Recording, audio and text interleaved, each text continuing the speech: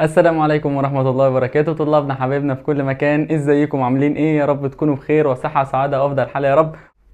واهلا وسهلا بيك يا طالب تاني اعدادي. النهارده ان شاء الله في اول درس معانا اللي هو الدرس الاول، محاولات تصنيف العناصر، واول حصه معانا في المنهج هي دي يعتبر. يا مستر بس في حاجه انت كده كروتها يا حبيب قلب المستر، انا عارف ايه اللي انا كروت. قول لي ماشي، ايه اللي انت كروتها يا مستر؟ ان انت فيك درس اسمه الدرس التمهيدي انت ما شرحتوش. لا يا باشا، احنا مش شرحناهوش، احنا نشرحه لك بس في قلب الدروس، فاهم؟ انا دلوقتي لو دخلت لك بالدرس التمهيدي كده على طول في وشك تقول ايه ده الكلام ده انا كله مش فاكره انا مش عارف. لا، انا هحط لك اجيب لك حاجات من الدرس التمهيدي احط لك في قلب الدروس العاديه اللي احنا بناخدها. طب ليه؟ عشان تحس ان المنهج سهل وخفيف عليك باذن الله. كده كده اللي يعرفنا احنا كده كده ما بنسيبش اي كلمه في الكتاب ان شاء الله.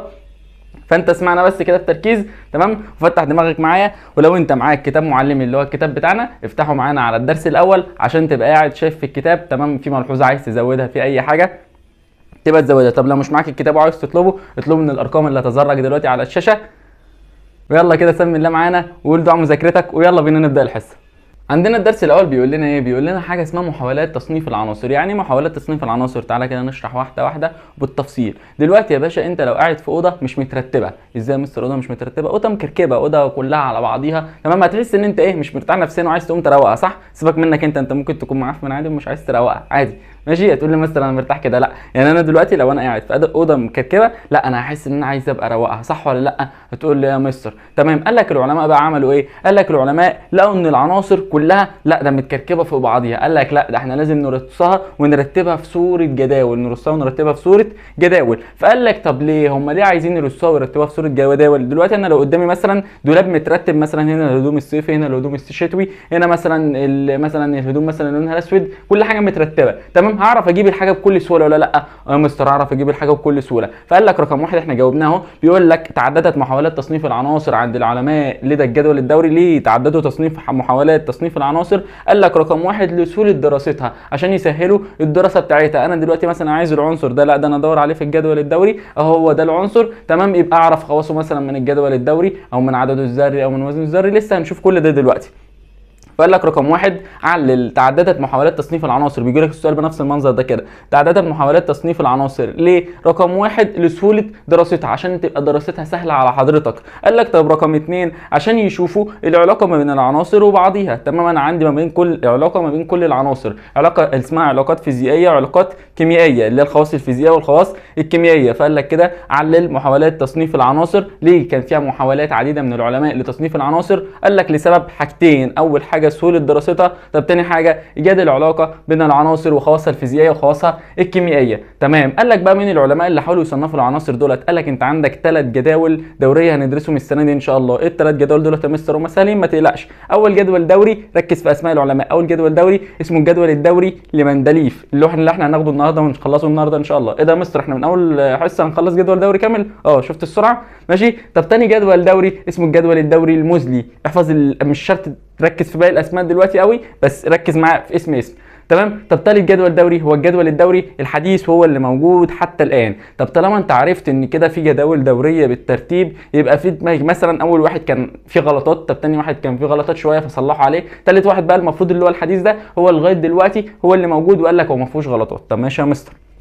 قال لك الجدول الدوري للعالم مندليف واول جدول دوري اتحط هو اول جدول دوري حقيقي. يجي يقول لك اكمل اول جدول دوري حقيقي هو مين؟ الجدول الدوري لمندليف، الجدول الدوري للعالم مندليف. يجي يقول لك بقى ان العالم مندليف ده عمل ايه؟ قال لك ان هو حط جدوله الدوري في كتابه مبادئ الكيمياء، في كتابه مبادئ الكيمياء. يبقى كده الجدول الدوري المندليف اول حاجه هو اول جدول دوري حقيقي. طب تاني حاجه نشر العالم مندليف جدوله الدوري في كتابه مبادئ الكيمياء. يجي يقول لك الى من تنسب الاعمال، كل حته هنقولها نقول لك الاسئله اللي ممكن تيجي عليها. يجي يقول لك الى من تنسب الاعمال نشر العالم نقط، او مثلا الى من تنسب الاعمال نشر جدوله الدوري في كتابه مبادئ الكيمياء. مين العالم ده؟ العالم مندليف. ركز بقى عشان هيبقى في اسماء علماء كتير ان شاء الله من الحصه الجايه والحصه اللي بعديها، فركز في اسماء العلماء كده عشان ما تتلخبطش ما بينهم. يبقى كده تمام. طب يجي يقول لك اول جدول دوري حقيقي، اكتب المصطلح العلمي، اول جدول دوري حقيقي والجدول الدوري لمندليف. قال لك ايام مندليف كان في كم عنصر من العناصر؟ قال لك كان في 67 عنصر، كان في 67 عنصر. طب طالب كده شاطر كان كان في اولى اعدادي ماشي، انت دلوقتي في ثانيه اعدادي انا عارف، كان طالب بقى شاطر في اولى اعدادي كده كان بيذاكر، يجي يقول لي يا مستر ده كان العدد العناصر المعروفه حتى الان 118 عنصر. اقول له برافو عليك انت كده صح، لحتى الان هم 118 عنصر، اما ايام زمان ايام مندليف كانوا 67 عنصر بس هم المكتشفين وقتها. يقول لي ازاي يا مستر؟ يا باشا انا اقول لك على حاجه، انا دلوقتي مثلا زمان كان الاول مطلعين التليفون بزراير ماشي، واحده واحده حدثوه، لا ده خلاه تاتش وزراير، واحده واحده لا ده احنا نكبر التليفون شويه نخليه تاتش بس، تمام، واحده واحده لا ده احنا نكبر الشاشه خالص، صح؟ في ايه؟ في تحديث في الموضوع، صح ولا لا؟ قال لك نفس النظام في العناصر، العناصر اول ما اكتشفوا 67 عنصر ماشي، بعد كده واحده واحده زودوهم شويه لحتى الان، حتى الثانيه اللي احنا فيها دي 118 عنصر. فانت كده ركز في حاجتين، يقول لك عدد العناصر المعروفه حتى الان كم عنصر؟ 118 عنصر. طب عدد العناصر المعروفه حتى وقت الجدول الدوري المندليف هم 67 عنصر. فقال لك دلوقتي احنا هنرص جدول الدوري المندليف، العالم مندليف هيرصهم. قال لك هيرصهم ازاي؟ قال لك جاب بطاقات ورق صغير كده بنفس المنظر ده، نفس الحجم ده كده، تمام؟ قال لك جاب بطاقات ورق صغير كده، عمل في ايه؟ قال لك عشان يرص يكتب اسم العنصر اللي هو رمزه، تمام، ويكتب حاجه اسمها وزنه الذري، حاجه اسمها وزنه الذري. تعالى كده افكرك بالوزن الذري بسرعه، حاجه كده برده من الدرس التمهيدي. بص كده هنا مثلا حاجه زي ان 11 كنا بنكتب فوق حاجه اسمها عدد كتلي او حاجه اسمها وزن ذري، الاثنين صح، ده الوزن الذري اللي هو 23، وحاجه اسمها عدد ذري. فقال لك دلوقتي لما انا اجي اوزع العنصر ده هاجي اوزعه ازاي؟ نرسم نواه جواها بروتونات موجبه الشحنه، كنا بنكتب ال 11 دي هنا جوه، البروتونات هي العدد الذري. قال لك هنوزع الكترونات في مستويات الطاقه الرئيسيه 281 كده، انا وزعت.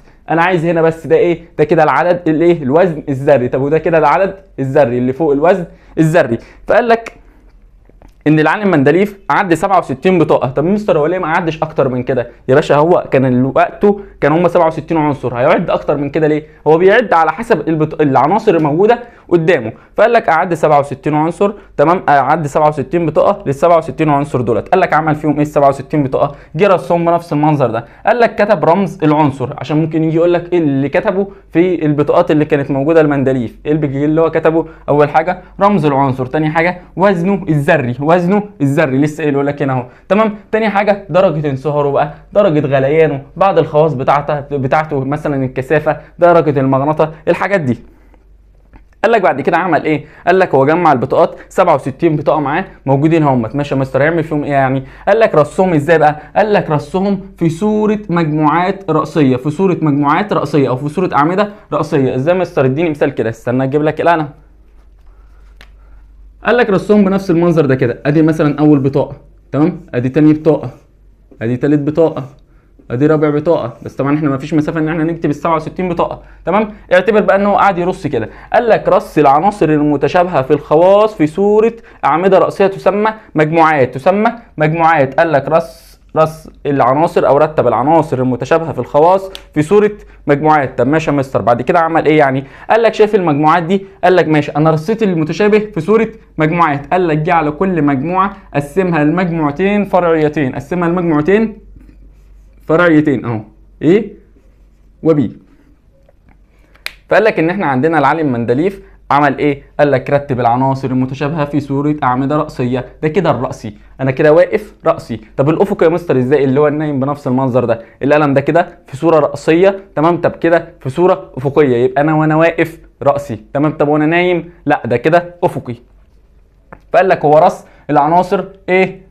بنفس المنظر ده في صوره اعمده رأسيه. رد معايا اكني قاعد معاك في السنتر، تخيل، ماشي. قال لك ان هو رص بنفس المنظر ده، رتب العناصر المتشابهه في صوره مجموعات اللي هي تسمى اعمده رأسيه او تسمى مجموعات. قال لك طب بعد كده عمل ايه؟ قسم كل مجموعه لمجموعتين فرعيتين، مجموعه ايه ومجموعه بي. طب ليه يا مستر؟ ايه السبب؟ كل حاجه احنا لازم ناخدها اقول لك ايه السبب بتاعتها، ليه عمل كده؟ قال لك عشان لقى ان في فرق مثلا ما بين المجموعه ايه والمجموعه دي، في فرق عن العناصر دي عن العناصر دي. فقال لك لا احنا مش هنخليه في مجموعه واحده، لا ده احنا هنخليهم في مجموعه واحده ككل، تمام، بس من جوه متقسمين لمجموعتين فرعيتين ايه وبي. في مشكله لحد هنا؟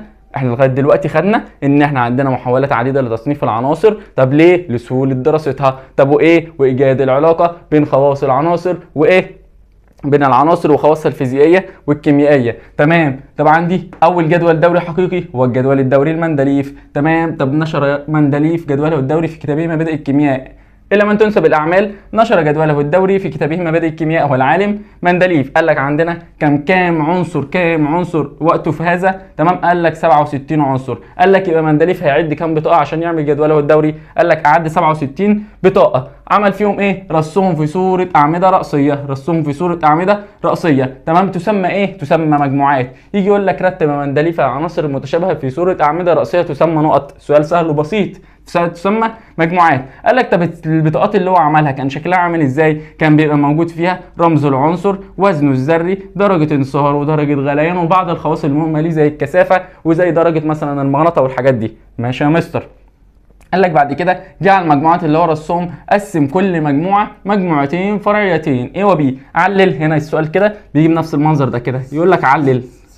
ليه الكلام ده؟ ليه قسمهم لمجموعتين فرعيتين؟ اقول له لوجود فروق في خواص كل منهما، لوجود فروق بين عناصر خواص كل، لوجود فروق بين خواص عناصر كل منهما. يعني ايه؟ مختلفه عن بي في بعض الخواص. ماشي يا مستر، احنا كده خلصنا الجزء ده. تمام، في اي حاجه مش فاهمها كده عاملين لك جروب تليجرام. تمام، عشان لو اي حاجه مش فاهمها ابعت لنا عليه ان شاء الله، واحنا هنجاوب عليك في اسرع وقت ممكن، او ابعت لنا على صفحه الفيس او على اي حاجه. بص انا سايب لك كل وسائل التواصل موجوده كده في الديسكريبشن، ابعت لنا على اي حاجه واحنا ان شاء الله هنرد عليك.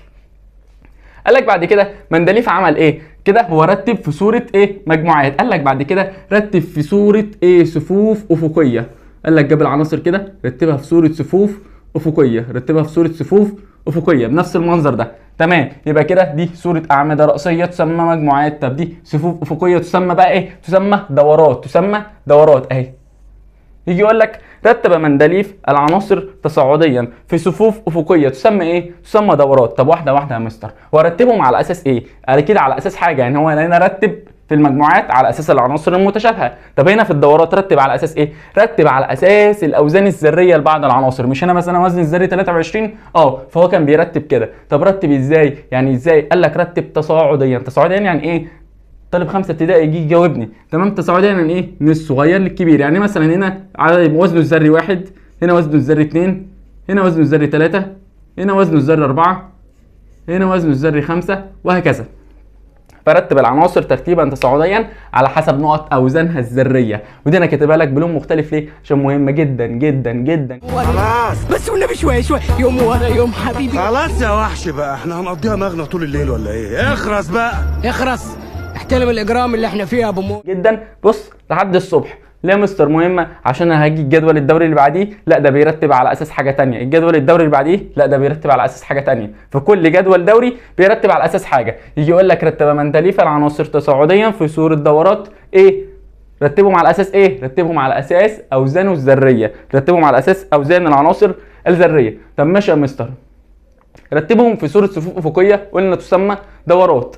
ماشي. طب لحد هنا في مشكله؟ من المفروض لا، الحمد لله. انت طبعا انت ما جاوبتش، انا اللي بقول لك لا. لو في اي مشكله ابعت لنا. تمام. قال لك بعد كده انا دلوقتي رصيت مثلا الدوره الاولى خلصتها، هرص الدوره الثانيه وهكذا، ارص الدوره الثالثه، ارص الدوره الرابعه، ورص ال 67 عنصر بنفس المنظر ده. شايف الصبر اللي عنده؟ صبر عنده فظيع. يعني بص انت ما عندكش صبر اصلا تسمع حصه ربع ساعه. بص هو عنده صبر ان هو يقعد يرتب العناصر ويكتب اوزانهم الذريه واعدادها ورمزها، تمام، ودرجه غليانها ودرجه انصهارها. بص الصبر وصل لفين عند العالم. فتعلم الصبر شويه، اتعلم ربع الصبر ده بالله عليك عشان تسمعني في الحصه. قال لك بعد كده ايه؟ قال لك ان انت دلوقتي مثلا انا في الدوره الاولى صح، هنا خواص العنصر ده نفس خواص العنصر ده نفس خواص العنصر ده نفس خواص العنصر ده. ليه يا مستر؟ ما انا كاتب لك هنا اهو، ركز معايا. بقول لك ان رتب العناصر المتشابهه في صوره مجموعات. دي كده متشابه صح؟ ماشي. قال لك دلوقتي انا في الدوره الاولى صح، طب لو جيت انقل في الدوره الثانيه هلاقي الخواص بتتكرر. طب في الدوره الثانيه جيت انقل للدوره الثالثه هلاقي برضو الخواص بتتكرر. ففي جمله مكتوبه عندك في الكتاب بيقول لك ايه؟ بيقول لك تتكرر خواص العناصر بشكل دوري مع بدايه كل دوره جديده. مع بدايه كل دوره جديده بلاقي خواص العناصر بتتكرر. ليه؟ انا دلوقتي هنا ده متشابه زي ده، فاكيد لما اجي ابدا كل دوره جديده هلاقي خواص العناصر بتتكرر. لحد هنا في مشكله؟ من المفروض ان شاء الله ما يبقاش فيه اي مشاكل وربنا ما يجيبش مشاكل. تعالى بقى ندخل على عمنا مندليف. احنا قلنا ان هو رتب العناصر تصاعديا على حسب اوزانها الذريه في صوره صفوف افقيه تسمى دورات. ماشي مستر، اكيد ده مندليف ده كان عنده عيوب، صح ولا لا؟ ده الراجل كان من زمان قوي، فاكيد كان عنده عيوب وبرده عنده مميزات. الراجل يشكر ان هو عمل كل ده. قال لك ايه مميزات مندليف وعيوبه؟ قال لك اول حاجه مميزاته هو كان بيرص كده. قال لك تنبأ فيما بعد باكتشاف عناصر جديده، تنبأ فيما بعد باكتشاف عناصر جديده. فقال لك عمل ايه؟ مثلا انا ما لقيتش العنصر ده، تمام، لا ما دخلش العنصر ده مكانه، لا ده انا هسيبه فارغ، تمام، عشان بعد كده لما يجي حد يكتشف، عشان بعد كده لما هيجي علماء يكتشفوا يحطوا على طول في الجدول الدوري وما يقعدوش صياغه الجدول الدوري. يعني بص هو كان دماغه فين؟ دماغه ان هو كمان يريح اللي بعده، تمام؟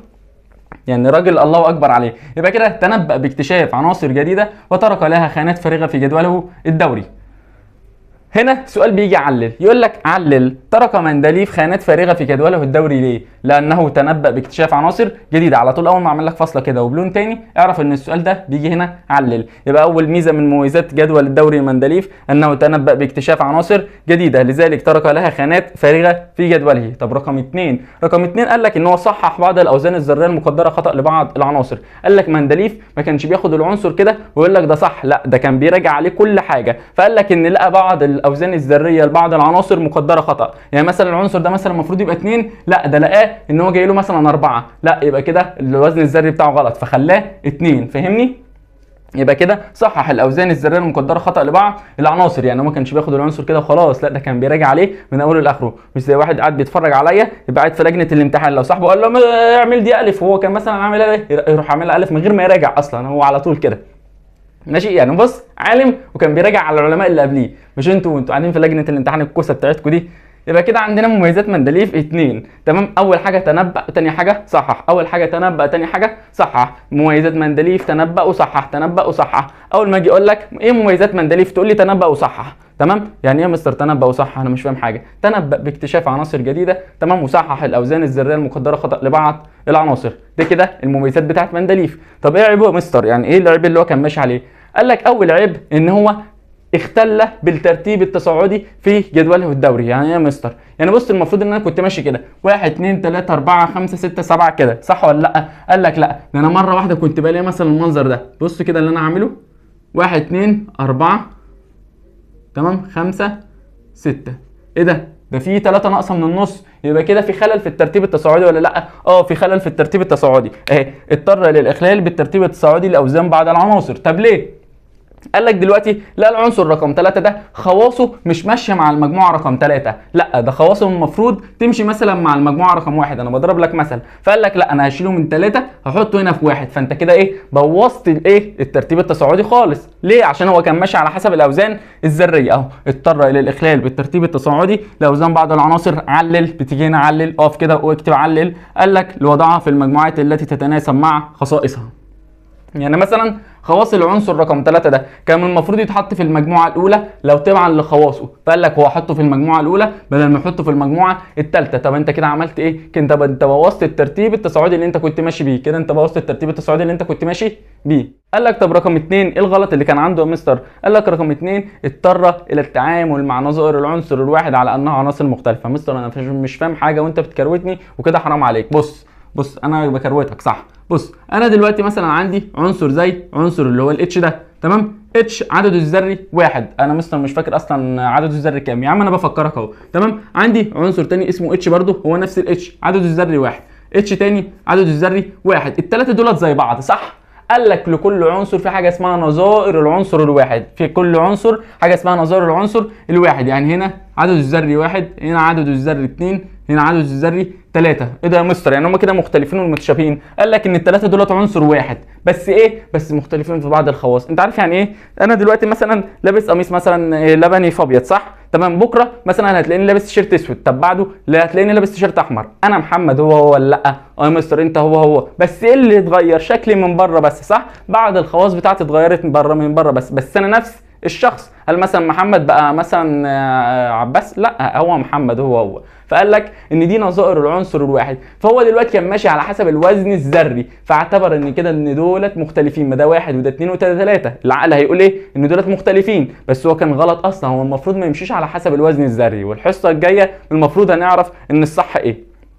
ماشي، يبقى هو كده اضطر الى التعامل مع دي كده اسمها نظائر عنصر واحد، اضطر الى التعامل مع نظائر العنصر الواحد على انها عناصر مختلفه، والكلام ده غلط. يجي يقول لك علل اضطر مندليف الى التعامل مع نظائر العنصر الواحد على انها عناصر مختلفه. ليه يا مستر؟ هتقول له لاختلاف اوزانها الذريه، لاختلاف اوزانها الذريه. عللها تاني، يجي يقول لك اضطر مندليف الى التعامل مع نظائر العنصر الواحد على انها عناصر مختلفه. هتقول له ذلك لاختلاف اوزانها الذريه، ذلك لاختلاف اوزانها الذريه. كده الحمد لله احنا يعتبر خلصنا الجزء الاول من الدرس الاول اللي هو الجدول الدوري المندليف كامل. تعالى كده نراجع واحده واحده السبوره كلها في دقيقه بالظبط، دقيقه مش اكتر من دقيقه، بس انت ركز معايا ماشي، عارف وقتك اللي من دهب اللي انت بتضيعه على طول ده. عندنا اول حاجه محاولات عديده لتصنيف العناصر. ليه؟ بسرعه بقى. محاولات عديده لتصنيف العناصر، رقم 1 لصوره دراستها، رقم 2 لايجاد العلاقه بين العناصر وخواصها الفيزيائيه وخواصها الكيميائيه. تمام. طب عندنا كام جدول دوري؟ هم 3. اول جدول دوري الجدول الدوري المندليفي، الجدول الدوري الموزلي، الجدول الدوري الحديث. اول واحد الجدول الدوري المندليفي اهو، قال لك هو اول جدول دوري حقيقي، اول جدول دوري حقيقي. قال لك ايه؟ مين العالم اللي نشر جدوله الدوري في كتابه مبادئ الكيمياء؟ هو العالم مندليف. قال لك ايام مندليف كان في 67 عنصر بس، طب وقتنا ده كان في 118 عنصر. يجي يقول لك صح ولا غلط؟ عدد العناصر المكتشفه حتى الان هم 67 عنصر. هتقولوا لا غلط. طب عدد العناصر المكتشفه حتى وقت الجدول الدوري المندليف هم 67 عنصر. صح. تمام. قال لك ان مندليف اعد 67 بطاقه بنفس المنظر ده، مكتوب فيها رمز العنصر، وزن الذري بتاع العنصر، وبعد خواصه المهمه. تمام. قال لك عمل ايه؟ رتب البطاقات دي او العناصر دي في صوره اعمده راسيه تسمى مجموعات، في صوره اعمده راسيه تسمى مجموعات. قال لك قسم كل مجموعه الى مجموعتين فرعيتين A و B، علل لوجود فروق بين عناصر كل منهما. تمام يا مستر. قال لك بعد كده عمل ايه؟ رتب مندليف العناصر ترتيبا تصاعديا على حسب ايه؟ على حسب اوزانها الذريه. دي مهمه جدا جدا جدا جدا جدا. بص انا قلت مهمه جدا قد ايه؟ تمام. انا مش بقول مهمه جدا كده وخلاص، بس دي اهم حته في الدرس، ان مندليف فيها نون، اوزان ذريه فيها نون. اهي انا بحفظها لك اهي، مندليف فيها نون، اوزان ذريه فيها نون. قال لك رتب مندليف العناصر ترتيبا تصاعديا حسب اوزانها الذريه بنفس المنظر ده، 1 2 3 4 5 6. تمام. قال لك في صوره صفوف افقيه تسمى دورات. الافقي ده باسمه دورات، طب الراسي ده اسمه مجموعات. الافقي اسمه دورات والراسي اسمه مجموعات. تمام يا مستر.